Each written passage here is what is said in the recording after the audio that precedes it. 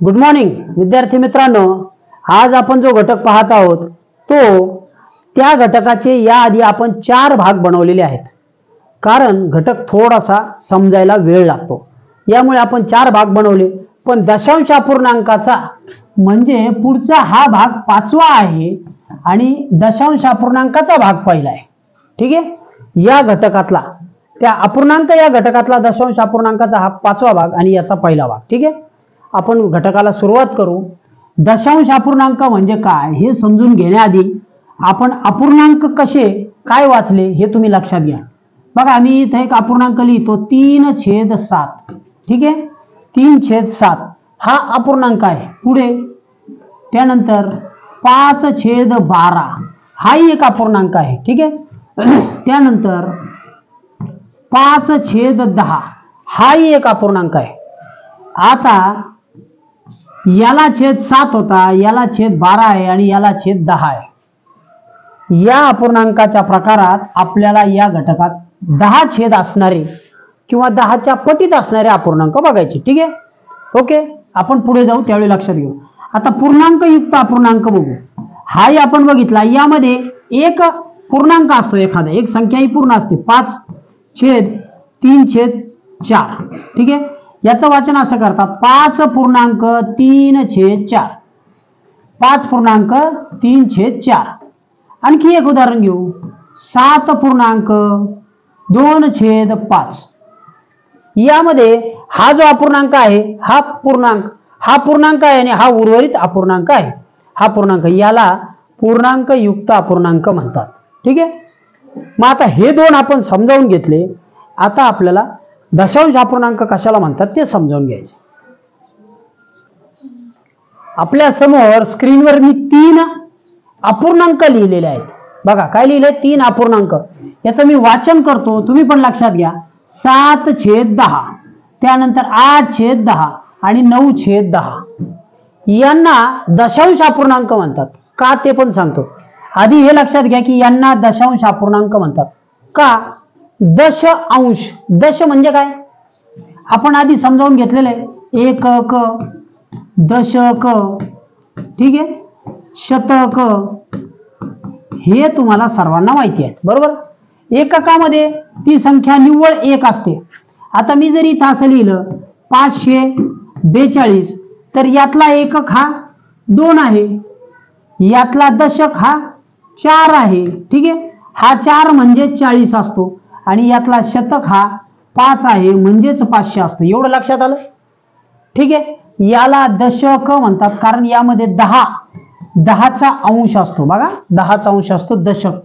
मग आता इथं ह्या छेदामध्ये काय आहे बघा बरं, या छेदामध्ये 10चा अंश आहे, दशांश।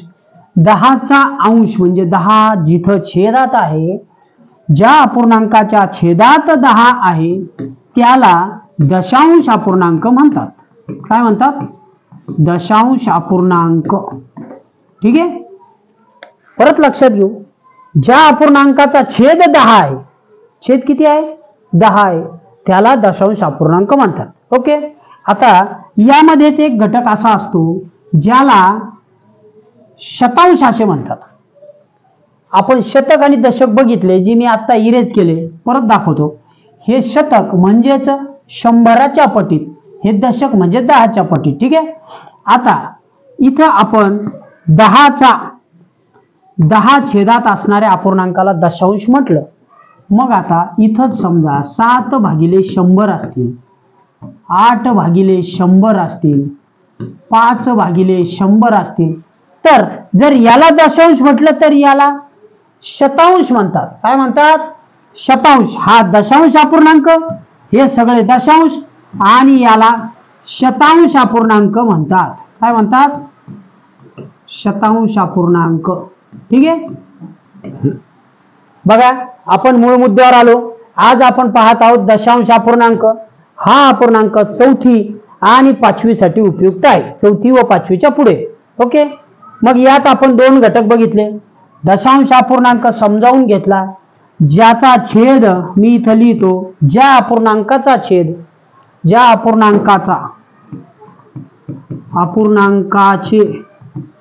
छेद 10 किंवा 10च्या पटीत, 100च्या पटीत, ठीक आहे, 100च्या पटीत किंवा 10च्या पटीत, ओके, 100च्या पटीत असतात त्यांना दशांश अपूर्णांक म्हणतात. म्हणजे हे 3 उदाहरणं दशांश अपूर्णांकाचे आहेत, हे 3 उदाहरणं शतांश अपूर्णांकाचे आहेत. मग याला शतांश अपूर्णांक म्हणणार. आले लक्षात? 2 घटक आपण समजावून घेतले. आता आपण त्याची पुढची स्टेप समजावून घेऊ. आता आपण पुन्हा तीच उदाहरणं मांडलेली आहेत दशांश अपूर्णांकासाठी आणि यामध्ये पुढची स्टेप आपण लक्षात घेतो. हा दशांश अपूर्णांक वेगळ्या पद्धतीने लिहिला जातो. आधी तो लिहून मग वाचून दाखवतो. ठीक आहे. आता बघा इथं 7 छेद आहे, 7 अंश आहे, छेद 10 आहे. ज्या संख्येचं असे असेल त्याचं वाचन अशा प्रकारे केलं जातं. या 10ला टिंबाच्या स्वरूपात मांडून हा 7 इकडे मांडला जातो आणि त्याच्या आधी 0 दिला जातो. याचं वाचन असं येतं 0.7. याचं वाचन येतं 0.7. काय वाचन केलं याचं? 0.7. ठीक आहे. बघा पुढचं वाचन आपण बघू. याचं वाचन आपण केलं 0.7. बघा मी आता या टिंबाला दशांश चिन्ह म्हटलं. पुढचं वाचन कसं करणार? याची मांडणी कशी केली जाते ती दाखवतो. आधी एका दशांश चिन्हानंतर 8 लिहिला. का 8 लिहिला? कारण याचा छेद 10 आहे. आता मी इकडेच तेच उदाहरण घेतो. बघा 7/100 आधी घेतलं होतं. ठीक आहे. हा दशांश होता, हा शतांश आहे. याचं लेखन असं केलं जातं 0.0 चिन्ह हे 2 चिन्ह असल्यामुळे 2 शून्य असल्यामुळे 0.7. कसं ते पुढे समजावून सांगतो, लक्षात घ्या फक्त वाचन. याचं 8. आता याचं वाचन आपण कसं करणार? 0.8. बघा इथं लिहितो 0.8 किंवा याला असंही वाचतात 0.8. चिन्ह म्हणण्याची गरज नाही. काही ठिकाणी लिहितात, काही ठिकाणी लिहित नाहीत. ठीक आहे. पुन्हा हे लिहून घेऊ 0.9. पुन्हा याचं लेखन करतो 0.9. ठीक आहे. आता इथे मी चिन्ह शब्द वापरला नाही. 0.7, 0.8, 0.9 असं लिहिलंय. ओके. आता हे दशांश आहे. इकडं लिहिताना काय लिहिणार आपण? 0.7. याचं वाचन काय करणार? 0.7. वाचन कसं केलंय बघा परत. 0 हा 0 आहे, 0 हे शतांश. ह्याच्यानंतर 2 घरं असल्यामुळे ही 2 घरं म्हणजे शतक. 2 घरं म्हणजे काय? शतक. म्हणून म्हटलं 0.7. ठीक आहे. आणखी उदाहरण सांगतो. 8/100. 8/100. ओके. 8/100. ठीक आहे. मग आता याचं वाचन कसं करणार आपण? लेखन 0.08. 0.08 म्हणजे काय लिहिणार? 0.शतांश चिन्ह किंवा 8. ठीक आहे. 0.8. दशांशाचं वाचन असं करतात 0.7 किंवा 0.7. ह्याला इंग्लिश मध्ये वाचलं तर काय? 0.7, 0.8, 0.9. बरोबर. त्याच्यानंतर इथं इंग्लिश मधून वाचायचं असेल तर 0.07, इथं 0.08. ठीक आहे. म्हणजेच 0. चिन्ह त्यानंतर 0.08. आता 0.9 आपण लिहू. ज्या 9ला छेद 100चा आहे त्याचं लेखन कसं करणार? 0 लिहिणार, 0 लिहिणार, दशांश चिन्ह देणार आणि 9 लिहिणार. याचं वाचन 0.9. 0.9. ठीक आहे. आले लक्षात? म्हणजे हे दशांश वाचन आणि इकडचं शतांश वाचन. ओके, दशांश अपूर्णांकामधले 2 टप्प्यांचं वाचन आपण बघितलं. कसे येतात ते आपण समजावून घेऊ. ठीक आहे, चला. तुमच्या समोर स्क्रीनवर मी 3 उदाहरणं लिहिलेली आहेत. 3 मधलं मी 1 सोडून देणार आहे. 2 याचं वाचन लेखन करून आपल्या शिक्षकांना दाखवायचे. बघा, याचं वाचन मी करतो किंवा लेखन करतो, यालाच 0.5 म्हणणार का? आता या दशांशावर लक्ष द्या. हा जो टिंब आहे, हा टिंब याच्यानंतर किती संख्या आली? एकच, कारण इथं दशक आहे. किती आहे? दशक. मग याचं लेखन काय होणार? 0.4. का एकच घर आलं? कारण इथं दशक आहे. ठीक आहे, इथं पण 0.3, कारण इथं दशक आहे. आता मी इकडं संख्या लिहितो आहे. बघा, इकडं संख्या लिहितोय. ठीक आहे, तीच संख्या लिहितो, पण याला मी छेद दिला 100चा. याचं लेखन कसं करणार परत सांगतो. 0. हे 2 शतांश असल्यामुळे याला 0 वाढून 1 घर पलीकडे टाकायचा.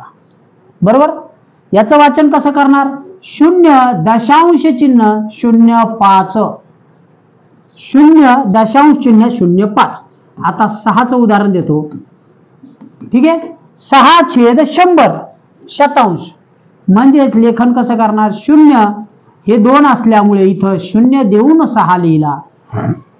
0 दशांशानंतर जर 2 घरं असले, दशांश चिन्हानंतर 2 घरं म्हणजे छेद 100. दशांश चिन्हानंतर 2 घरं म्हणजे छेद 100. पुन्हा 7 घेतला भागिले 100 आणि त्याचं लेखन असं करणार 0.07. म्हणजेच या टिंबानंतर, ज्याला आपण टिंब म्हणू साध्या भाषेत, त्याला दशांश चिन्ह म्हणतात. या दशांश चिन्हानंतर 2 घरं म्हणजेच छेद 100. याचं उलट लेखन तुम्हाला जर असा दिला, शतांशामध्ये दिला आणि दशांशात मांडा म्हटलं, छेद आणि अपूर्णांकात मांडा अंश छेदात, तर उलट लिहावं लागेल. असा अपूर्णांक लिहिला आणि त्याला सांगितलं तुम्हाला अपूर्णांकात लिहा, बरोबर, तर त्याला उलट लिहिणार. याला असं उदाहरण दिलं 0.5. याचं शतांश रूपात लिहा तर 5/100 येणार. ठीक आहे, आता परत आपण पहिल्यापासून पाहू. घटक एकदम तुमचा निश्चित चुकणार नाही. परत ज्याला छेद 10 असेल तो टिंबानंतर 1 घर 5. या 4/10चा दशांश चिन्हानंतर 0.4.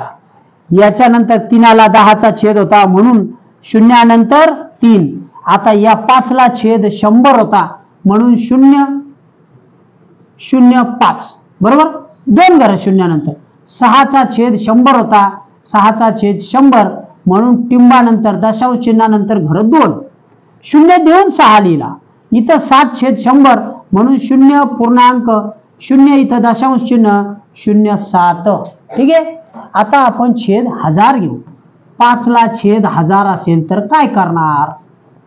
5ला 7ला. ठीक आहे, आता याला 8 करतो. ओके, 8ला छेद 1000 असेल तर काय लिहिणार? तुम्ही सुद्धा सांगू शकता काय लिहिणार. 2ला 0 देऊन होता, मग 3ला 0.05. बरोबर, यालाच 0 टिंब 0.8 आले. आणखी 1 घर 1000मुळे वाढलं. ठीक आहे, आता इथं 7चं उदाहरण घेऊ. 7/1000. 7/1000 काय लिहिणार? 0.007. आले लक्षात? बघा, आपण 3 टप्प्यात गेलो. 10चा छेद होता 0.5. 10चा छेद होता 0.4. 10चा छेद होता 0.3. 100चा छेद होता 0.05. 100चा छेद होता 0.06. 7चा छेद होता 0.07. 1000चा छेद आहे 5ला, छेद 1000, 5/1000 सहस्त्रांश. काय म्हणणार? दशांशच्या पुढे शतांश, शतांशच्या पुढे सहस्त्रांश. 5 इथं 0.005 याचं वाचन. आणि असा दिला तर अपूर्णांक रूपात असा लिहा. याचं वाचन 0.0008. जर अपूर्णांकात लिहिला तर असा रिवर्स लिहायला सांगितला 0.0007. आता तुमचं वाचन चुकणार नाही. ठीक आहे, हे होतं दशांश चिन्हाचं वाचन व लेखन. ओके, आता मी उलटे उदाहरण देतो आणि परत समजून सांगतो. चला, आपल्या समोर मी जुने 3 उदाहरणं तसेच ठेवले आणि नवीन प्रश्न 3 मांडलेले आहेत. बरोबर आहे. बघा, आता प्रश्न असा आहे, तुम्ही वाचू शकता, स्क्रीन मोठा करून वाचता येईल. अपूर्णांक रूपात लिहा. हा दशांश अपूर्णांक दिलेला आहे, याला अंश छेदाच्या रूपात लिहा. अंश छेदाच्या कसा लिहा? अंश छेदासारखा लिहा. बघा बरं, आता याचं लेखन कसं करणार? दशांश चिन्हानंतर किती अंक आहे? 1. म्हणजे 1 अंश असला तर छेद किती येतो? 10. आणि अंक कोणता आहे? 5. झालाय. वाचन कसं करणार? 5/10. 5/10. ठीक आहे. बघा इथं आता दशांश चिन्हानंतर किती अंक आहे? 2. म्हणजे एकच अंक आहे ना, मग परत छेद 10 येणार. याचं लेखन कसं करणार? 2/10. आता बघा बरं, याचं लेखन कसं करणार सांगा? कसं करणार याचं लेखन? 6/10. 6/10. ठीक आहे. आता हे झाले दशांश. आपण आता शतांश लिहून बघू. पुन्हा परत 4th, 5व आणि 6व उदाहरण घेऊ. बघा, आता इथं देतोय 0.07, 0.08 आणि 0.12. कसं लिहिणार सांगा? अपूर्णांकात लिहा. थोडं पुढे जाऊ. जर दशांश चिन्हानंतर 2 संख्या असतील, 2 अंक असतील, तर छेद किती येतो? शतांश. किती येणार? छेद 100. आणि वरती इथं 0 आहे, या शून्याला काही अर्थ नाही, 7. ठीक आहे.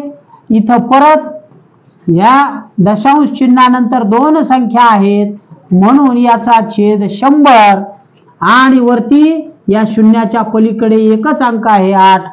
आता इथं थोडं लक्ष द्या. ह्या दशांश चिन्हानंतर किती अंक आहेत? 2. 2 अंक असल्यामुळं छेद 100 आणि अंक 2 आहे, त्यामुळे जसेच्या तसे 12. कळले? 12/100 म्हणजेच 0.12. वाचन करा. उलट 0.12, 0.08, 0.07. समजले? अशा प्रकारे सरळ लिहिणे आणि उलट लिहिणे, अशा प्रकारचे प्रश्न 4थी, 5वी, 6वी याला येतात. आता आपण या उदाहरणांच्या बेरीज करून बघू दशांश चिन्हाच्या. ठीक आहे, चला. आता आपण दशांशाचं वाचन केलं, शतांशाचं वाचन केलं, आता सहस्त्रांशाचं वाचन राहिलेलं आहे. ठीक आहे. म्हणजे काय बघा, आता इथं दशांश चिन्हानंतर किती संख्या आहेत, किती घरं आहेत? साध्या भाषेत 3 घरं. 3 घरं म्हणजे छेद किती येणार हो? 1000. बरोबर, 1000. आणि वरती अंक हे 2 शून्याला काही अर्थ नाही, 7 जसाच्या तसा. बरोबर, म्हणजे याचं लेखन 7/1000. किती करणार? 7/1000. ठीक आहे. पुढं पुढचं बघू. आता आपल्या पुढे अंक आहे 0.0012. बघा, दशांश चिन्हानंतर घर किती आहेत? 1, 2, 3. किती स्थानापर्यंत अंक आहेत? 3 स्थानापर्यंत. म्हणजे याचा छेद 100% 1000. आणि वरती संख्या किती आहेत? या शून्याला काही अर्थ नाही, म्हणजे 12. मग याचं वाचन 12/1000 असं केलं. चुकते का? बरोबर आहे. बरोबर आहे. 12/1000. पुढे इथं बघा, दशांश चिन्हानंतर घर किती आहेत? किती स्थानापर्यंत संख्या? 3 स्थानापर्यंत. म्हणजे याचा अपूर्णांकात लेखन करताना 1000 हा याचा छेद असेल. आणि वरती संख्या किती आहेत? किती आहेत? 3. मग त्या संख्या जशाच्या तशा 3/318. ठीक आहे. याचं लेखन तसंच. लेखन चुकू नका, मग तुमची बेरीज चुकणार नाही. ओके, हजाराच्या स्थानापर्यंत आपण लेखन करत आहोत. पुढचं उदाहरण बघा, दशांश चिन्हानंतर किती घरं आहेत? 1 2 3, म्हणजे याचा छेद किती येणार हो? 1000 ह्या अपूर्णांकाचा, आणि वरती संख्या 3 अंकीच आहे. मग हे काढले तर जशीच्या तशी 312 छेद 1000. आलं लक्षात? आधी आपण दशांशाचे घेतले वाचन लेखन, त्याच्यानंतर शतांशाचं घेतलं आणि शेवटी सहस्त्रांशाचं घेतलं. या दशांश अपूर्णांक बनतात. आता आपण 2-3 बेरजेची उदाहरणं घेऊ. चला, अजून एक टप्पा आपल्याला समजावून घ्यायचा आहे. ठीक आहे, बघा तुमच्या समोर मी 2-3 उदाहरणं लिहिली, त्यातलं एक उदाहरण आधीच्या सारखंच आहे. याचं लेखन आपण कसं करणार? दशांश रूपात. याचं लेखन खाली 10 असल्यामुळे दशांश चिन्हानंतर 9. ठीक आहे, बघा म्हणजे याचं लेखन कसं झालं? दशांश चिन्ह 0.9. ओके, पण इथं बघा, आता इथं अपूर्णांक नाही, पूर्णांक युक्त अपूर्णांक आहे. कसा आहे? पूर्णांक युक्त अपूर्णांक. म्हणजे आतापर्यंत आपण हा जो 0 देत होतो ना, आता त्याच्या जागेवर अपूर्णांक येणार आहे. हा 2 आहे, हा असा लिहावा लागेल 2, आणि त्याच्यानंतर पुन्हा दशांश चिन्ह देऊन 0.5. आलं लक्षात? म्हणजे या शून्याच्या जागेवरती आला हा 2. आले लक्षात? याचं लेखन कसं झालं? 2 पूर्णांक किंवा 2.5. ठीक आहे, खालचं लिहून दाखवतो. बघा आता इथं हे पहिलं उदाहरण होतं, हे दुसरं होतं, हे तिसरं. 5.4 छेद 10. 5.4 याचं लेखन कसं करतात? सरळ करतो 5, आणि या 0. याचं 4 छेदचं 0.4 होता, पॉईंट नंतर 4 दिला, म्हणजे काय झाला? 5.4. याचं वाचन कसं करणार? 5.4. ठीक आहे, याचं वाचन कसं करणार? 2.5. आले लक्षात? जिथं काहीच पूर्णांक नव्हता, इथं पुढे पूर्णांक नाही म्हणून 0 दिला. इथं पूर्णांक आहे तो जसाच्या तसा घेतला, इथं पूर्णांक आहे तो जसा तसा घेतला. आणखी एक उदाहरण देतो, 7.3 छेद 10. याचं लेखन असं करणार 7.3. 7.3 बरोबर आहे. आणखी एक देतो 2.5 छेद 10. ठीक आहे, पुन्हा 6 समजा, 6 करून घेऊ. मग याचं लेखन कसं करणार? 2.6. आले लक्षात? अशा प्रकारे पूर्णांक असताना लेखन केलं जातं. परत सांगतो, हा पूर्णांक असल्यामुळे 2 शून्याच्या जागेवर 2 आला. इथं आले. याचं वाचन 2.5. याचं वाचन 5.4. ओके, चला आता आपण बेरीज करणार आहोत. याचं वाचन पूर्ण झालेलं आहे दशांशाचं. आता आपण बेरीज करणार आहोत. संख्या देतो बेरजेसाठी. 2.4 अधिक 2.3. कशी बेरीज करणार? बघा, पुन्हा परत दुसरं उदाहरण देतो. 7.3 अधिक 1.2. ठीक आहे, बघा याची बेरीज कशी करतात? सोपं तंत्र आहे. दशांश अपूर्णांकाच्या दशांश टिंबाच्या तिकडे बेरीज करा. 10 झाले तर 1 इकडे टाका, म्हणजे 0 दशांश चिन्हानंतर 1 2 3 4 5 6 7 8 9 पर्यंत. ठीक आहे, पण 10 झाला म्हणजे तो पूर्णांक होतो. काय होतो?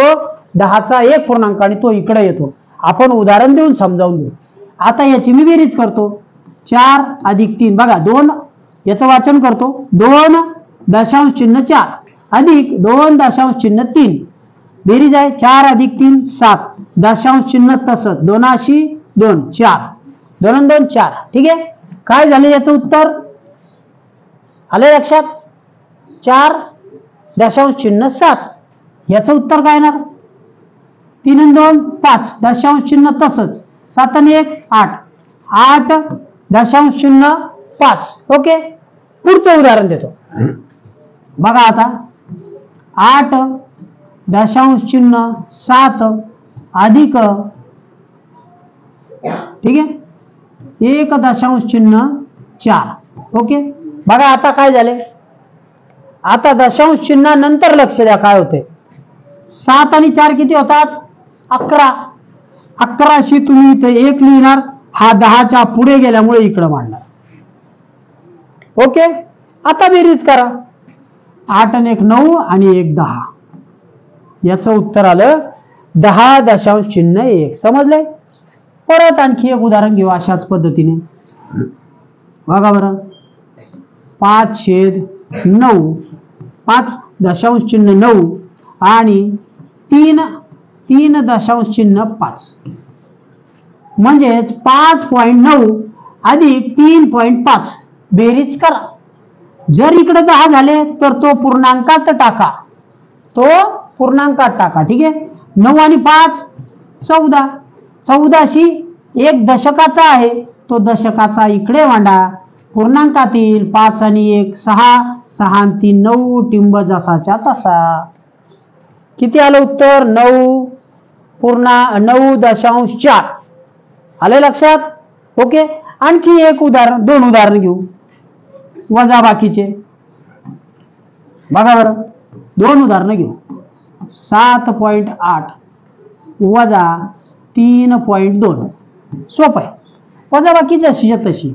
पुढे 9.7 वजा 4.3. सोपी वजा बाकी. मोठ्यातून छोटी संख्या वजा होते. दशांश चिन्हाच्या पलीकडची जी असेल ती वजाबाकी मांडा, दशांश चिन्हाच्या नंतर जी असेल ती मांडा. काय हरकत आहे? 7तून 3 गेले 4, दशांश चिन्ह जसाच तसं. 9तून 4 गेले 5, 8तून 2 गेले 6, दशांश चिन्ह जसं. 7तून 3 गेले 4. ओके, 4 बरोबर आहे. ठीक आहे, आता जाता जाता एक गुणाकार समजावून सांगतो. गुणाकार 2.5 गुणिले 3. 2.5 गुणिले 3 काय येणार आहे? 3×5 15. 1 आला हातचा, 3 दुनी 6 आणि 1 7. आता दशांश चिन्ह कुठं देणार? कुठं देणार? या एक संख्येनंतर, या 5 नंतर दशांश चिन्ह देऊन टाका. आलं उत्तर. पुन्हा एक उदाहरण सांगतो गुणाकाराचं. 3 दशांश चिन्ह 8 गुणिले 2. हा 2 पूर्णांकातला आहे. 2×8 16. 1 आला हातचा, तो इकडे घेतला. 2×3 6 आणि 1 7. दशांश चिन्ह कुठं देणार? एका अंकानंतर द्या. 7/6 बरोबर आहे. सॉरी, 7.6.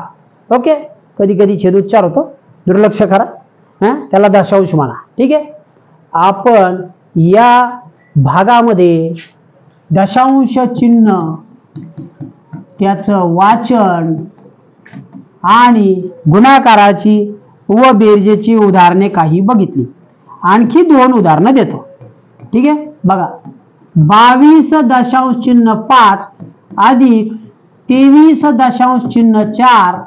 आणखी एक उदाहरण घ्या, आधी सोडून घेऊ. 5 आणि 4 9. दशांश चिन्ह जसून तसे. 2 आणि 3 5. 2 आणि 2 4.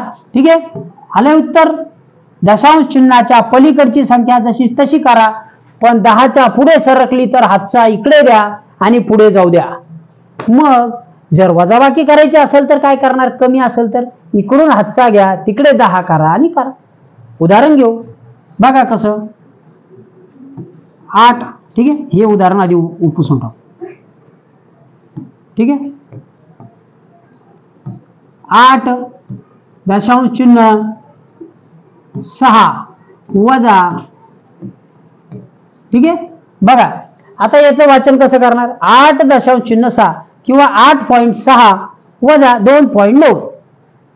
2.9. आता नीट लक्ष द्या.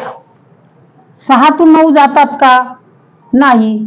मग इकडून हातचा घ्यायचा, इकडं पूर्णांकात आहे, इकडून हातचा देताना इकडं 7 होतील, इकडे गेला 16 होतील.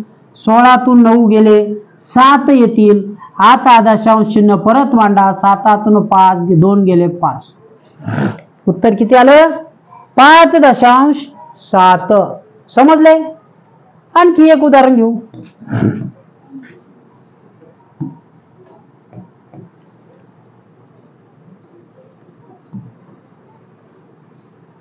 22.5 वजा 11.8. ठीक आहे. बघा बरं वजाबाकी करून 5तून 8 जात आहेत का? वाचन करतो. 22.5 वजा 11.8. ठीक आहे. 5तून 8 जाणार आहेत का? नाही. मग घ्या हातचा, इथं कट करा, इथं होईल 1, इकडे हातचा गेला, इथं झाले 15. 15तून 8 गेले 7. एकातून दशांश चिन्ह देऊन टाका. एकातून 1 गेला 0, 2तून 1 गेला 1. किती उरलेत? 10.7. समजले.